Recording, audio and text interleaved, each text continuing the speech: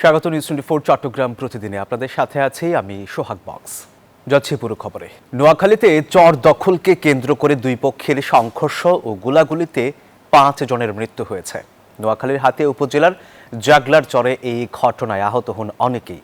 সকাল থেকে দিনভর থেমে থেমে এই সংঘর্ষ ঘটে। খবর পেয়ে পুলিশ ঘটনাস্থলে গিয়ে পরিস্থিতি নিয়ন্ত্রণে আনে। পুলিশ জানায়, মেঘনার বুকে জেগে ওঠা নতুন চর দখলকে কেন্দ্র করে গত কয়েকদিন ধরেই সুখচর ইউনিয়নের জাগলার চরে স্থানীয় মনির মেম্বার গ্রুপ ও শান্ত গ্রুপের মধ্যে থেমে থেমে সংঘর্ষ চলছিল। একই ঘটনাকে কেন্দ্র করে আজ সকাল থেকেও দুই পক্ষের মধ্যে থেমে থেমে সংঘর্ষ হয়। এতে বহু হতাহতের ঘটনা ঘটে। এখন পর্যন্ত পুলিশ 5 জনের মরদেহ উদ্ধার করেছে। ঘটনার পর থেকে থমথমে পরিস্থিতি বিরাজ করছে। বিএনপির ভারপ্রাপ্ত চেয়ারম্যান তারেক রহমানের স্বদেশ প্রত্যাবর্তনকে স্বাগত জানিয়ে সমাবেশ ও আনন্দ মিছিল করেছে চট্টগ্রাম মহানগর যুবদল। দুপুরে চট্টগ্রাম জমিয়তুল ফালাহ জামে মসজিদ ময়দান থেকে মিছিলটি বের হয়। এর আগে সংক্ষিপ্ত সমাবেশে বক্তারা বলেন, তারেক রহমানের স্বদেশ প্রত্যাবর্তনের মাধ্যমে দেশে গণতন্ত্র, ভোটাধিকার ও জনগণের কল্যাণমূলক রাজনীতির পক্ষে জনগণের ঐক্যবদ্ধ অবস্থান শক্তিশালী হবে। এদিকে তারেক রহমানের দেশে ফেরা উপলক্ষে কুমিল্লায় ডাক ঢোল বাজিয়ে আনন্দ মিছিল করেছে কুমিল্লা জেলা ও মহানগর বিএনপির নেতাকর্মীরা। এছাড়াও তারেক রহমানের স্বদেশ প্রত্যাবর্তন উপলক্ষে ফেনী সদর ও পৌর বিএনপির উদ্যোগে আনন্দ মিছিল অনুষ্ঠিত হয়। বিগত 2 যুগ ধরে বান্দরবানের লামা ও আলী কদমের মাতামুহুরী নদীর চরসহ 60% কৃষি জমি ছিল তামাক চাষের দখলে। ফলে দিন দিন কমতে শুরু করে স্থানীয় কৃষি উৎপাদন। এদিকে তামাকের গ্রাস থেকে বান্দরবানকে রক্ষা করার জন্য পেঁপে চাষে উদ্বুদ্ধ হয়েছে আলী কদমের 2 তরুণ উদ্যোক্তা। বান্দরবান প্রতিনিধি এইচ.এম. সম্রাটের পাঠানো তথ্যচিত্রে ডেস্ক রিপোর্ট। বান্দরবান জেলার লামা ও আলীকদম উপজেলায় বিস্তীর্ণ কৃষি জমিতে প্রায় 60% জমিতে তামাক চাষ হয়। এ চাষে অনেক লাভ এবং তামাক কোম্পানিগুলোর নানান প্রলোভনে পড়ে কৃষকরা কৃষি উৎপাদন থেকে সরে এসে ঝুঁকে পড়ে তামাক চাষের দিকে। তবে সাম্প্রতিক সময়ে কৃষি উৎপাদনে আশার আলো দেখিয়েছে আলীকদমের 2 তরুণ উদ্যোক্তা। মাতামুহুরী নদীর চরে জমি বর্গা নিয়ে 5000 রেড লেডি ও টপ লেডি জাতের পেঁপে চারা দিয়ে শুরু করেন চাষাবাদ। তরুণ 2 উদ্যোক্তার পেঁপে বাগানে কর্মসংস্থানের সৃষ্টি হয়েছে 20 থেকে 25 জন শ্রমিকের। তামাক পাতা খেতে কাজ চাষ করছিলাম, এখন পেঁপে খেতে কাজ চাষ করছি। কলেজে মানে স্থানীয় বাজারে পেঁপে গাছে ব্যবহারের সার ও কীটনাশক সহ প্রয়োজনীয় কৃষি উৎপাদন না পাওয়ায় ভালো ফলন নিয়ে দুশ্চিন্তায় উদ্যোক্তারা। তামাক চাষ হতো, এখন তো আমরা এখানে পেঁপে চাষ করছি। আসলে কৃষি অফিস থেকে তেমন কোনো সহযোগিতা পাচ্ছি না। আমার এখানে সারের দরকার প্রায় 150 বস্তা, আমি পাচ্ছি কৃষি অফিস নিয়ন্ত্রিত ডিলার থেকে পাচ্ছি মাত্র 15 বস্তা। এই সার দিয়ে আমার গাছগুলো আসলে ফলন ঠিকমতো হবে কিনা এটা আমার সন্দেহান। উপজেলা কৃষি কর্মকর্তারা জানান, কৃষি অফিস থেকে সব ধরনের সহায়তা ও বিভিন্ন সময় নানা বিষয়ে পরামর্শ দেওয়া হচ্ছে। বর্তমান সময়ে তামাকের পরিবর্তে এই ধরনের ফসল আবাদ করছেন এবং আমরা উপজেলা কৃষি অফিস থেকে চেষ্টা করছি তাদেরকে বিভিন্ন সময় বিভিন্ন পরামর্শের মাধ্যমে কিভাবে আরো সুন্দরভাবে আবাদটিকে বাস্তবায়ন করে আমরা সেই লক্ষ্যে কাজ করছি। চলতি মৌসুমে আলীকদম উপজেলায় 1300 হেক্টর জমিতে রেড লেডি ও টপ লেডি সহ দেশি জাতের পেঁপের আবাদ হয়েছে। Desk report, news 24। রাঙ্গামাটির জুরাছড়ি উপজেলার দুর্গম শোয়ালপাড়া ও থাচিপাড়ায় বিশুদ্ধ পানির প্রকল্প বাস্তবায়ন করেছে সেনাবাহিনী। এই প্রকল্পের আওতায় প্রায় 260টি পরিবার বিশুদ্ধ পানির সুবিধা পাচ্ছেন। সেনাবাহিনী জানায়, রাঙ্গামাটি জেলার সবচেয়ে দুর্গম উপজেলা জুরাছড়ি দুর্গম এলাকার শোয়ালপাড়া ও থাচিপাড়া 2টি গ্রামে এখানে প্রায় 260 পরিবারের বসবাস। পাহাড়ের উঁচুতে বসবাস করার কারণে তাদের পানির উৎস প্রায় 600 ফুট নিচে। সুবিধা বঞ্চিত মানুষগুলোর দুর্ভোগ লাঘবে শোয়ালপাড়া ও থাচিপাড়ায় 2টি পৃথক পানির পয়েন্ট স্থাপন করা হয়েছে। দর্শক, সংবাদের শুরুতেই জানাচ্ছিলাম, নোয়াখালীর হাতিয়ার জাগলায় চর দখলকে কেন্দ্র করে দুই পক্ষের সংঘর্ষে 5 জন নিহতের ঘটনায় নিহত হয়েছেন। এই ঘটনায় আরো বিস্তারিত জানাতে এই মুহূর্তে নোয়াখালী থেকে সরাসরি যুক্ত হচ্ছেন আমাদের সহকর্মী আকবর হোসেন সোহাগ।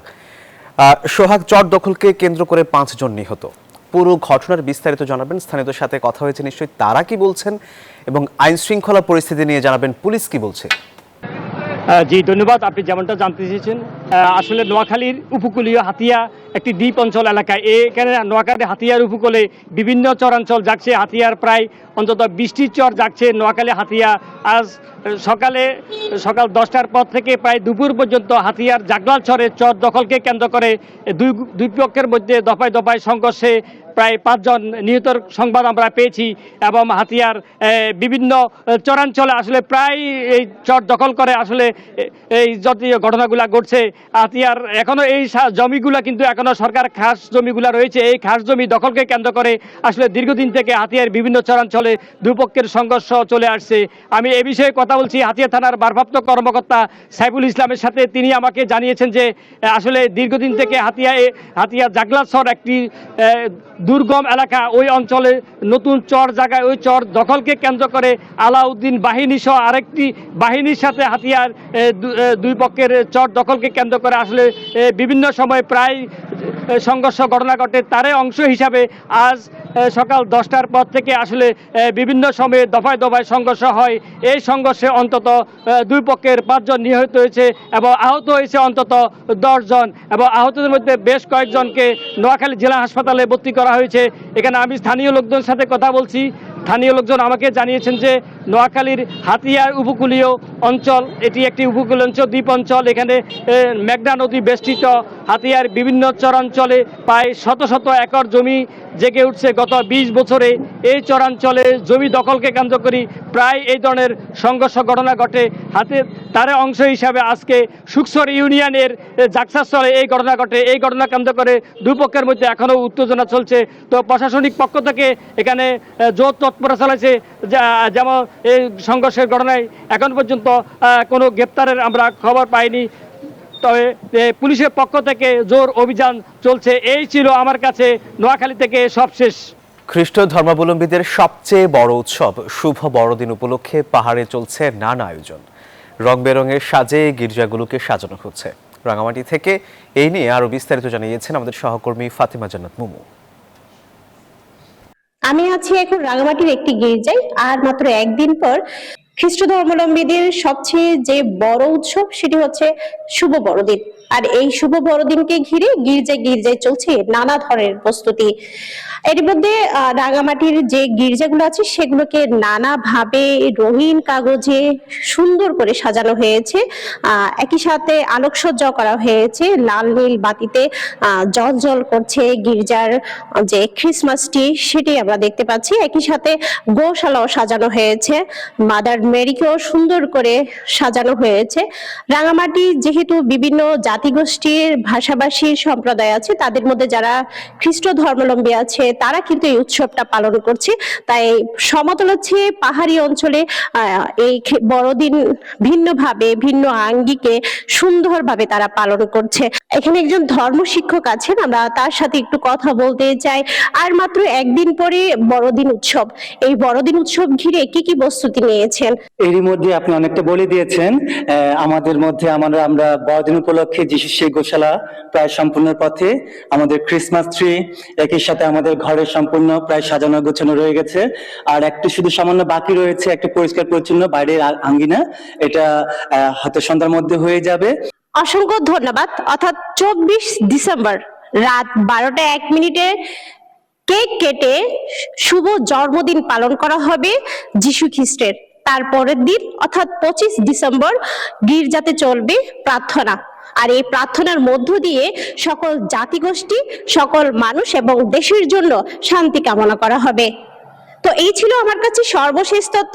ধানের শীষ জনগণের ছিল, আছে, থাকবে ইনশাআল্লাহ।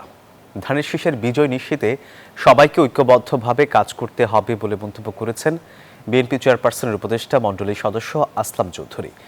বিকেলে ফৌজদারহাট বাসভবনে নেতাকর্মীদের সাথে মত বিনিময়কালে কথা বলেন তিনি। বলেন, ভেদাভেদ ভুলে কাঁধে কাঁধ মিলিয়ে কাজ করার বিকল্প নেই। শহীদ প্রেসিডেন্ট জিয়াউর রহমানের গণতন্ত্র উন্নয়ন সমৃদ্ধির যে আধুনিক রাজনীতি শুরু করেছিলেন সেটিকে আঁকড়ে ধরে বেগম খালেদা জিয়া দেশকে এগিয়ে নিয়ে গেছেন। বিএনপির ভারপ্রাপ্ত চেয়ারম্যান তারেক রহমানের দেশে আসার দিনটিকে ঐতিহাসিক ও স্মরণীয় করতে পুরো দেশ উন্মুখ হয়ে আছে বলে মন্তব্য করেন তিনি। দর্শকেরা, এই ছিল নিউজ 24 চট্টগ্রাম প্রতিদিনের সংবাদে। ধন্যবাদ সবাইকে।